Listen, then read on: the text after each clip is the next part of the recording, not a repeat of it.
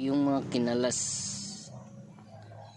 So cleaning tayo ng AGR valve at throttle valve, although kasama rin yung intake manifold, pero itong dalawang parts na to binaklas talaga natin.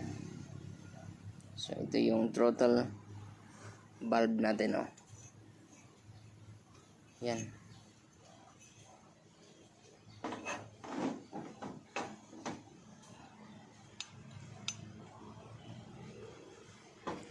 So ito yung throttle motor nya, yung idler gear, yung TPS side or yung electronic side ng throttle body,